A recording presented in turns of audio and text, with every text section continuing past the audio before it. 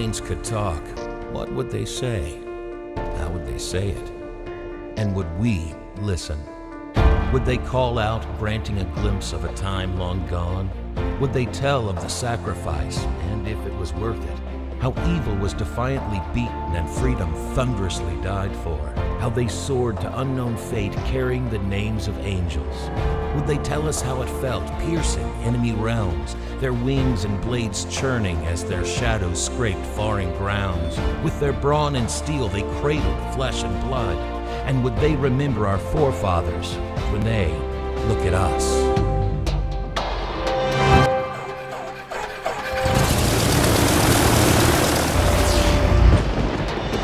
When these engines roar, these planes, they do talk. Their wind, our breath, we feel what they saw. Sons leaving home while mothers cried, fear of not returning while saying goodbye. With chests out, heads high, blades churning in the sky, the brave and free fought. Some lived, some died, through storm and cannon shells, till victory was hailed. These planes and brave sword, bearing the stories they'll tell. Oh, if these planes could talk. The Commemorative Air Force, it's an organization that was started about 50 years ago. It's 10,000 members from across the world in 60 units, and we're all dedicated to preserving these aircraft, but also dedicated to education of what the men and women did that helped preserve our freedoms. You know, they're really inanimate objects. They're just metal, rubber, and wires, and oil, and engines. That's what they are physically. But if these planes could talk, what stories would they tell? That's really what's compelling about what they stand for. When you get to see the props spinning, and the smoke billow, and the wind rush behind it, and the rumble of those big 4-engine radial engine bomber as she starts up and taxis out, it's fabulous. And it evokes just an exponential emotion.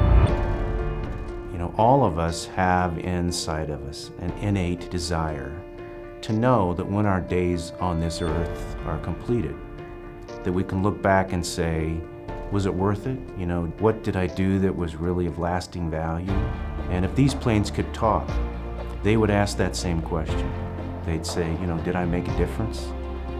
Is the pain and the suffering at the time of war, was it really of value what I contributed?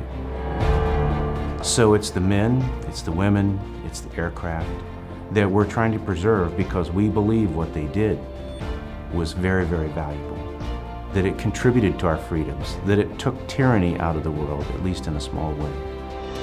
And there are hundreds and even thousands of people that come out to see them at each stop. So they continually tell the story. And when you consider that this airframe, Fifi, that this airframe, Diamond Lil, are still out there flying, that there's people that rub on them, love them, wrench them, fly them, fuel them, pay to keep them flying, that means that in the hearts and minds of all the people who come out to see them, there's still that burning desire to see what this plane stood for, the freedoms that it stands for. So they continually tell the story, so they talk.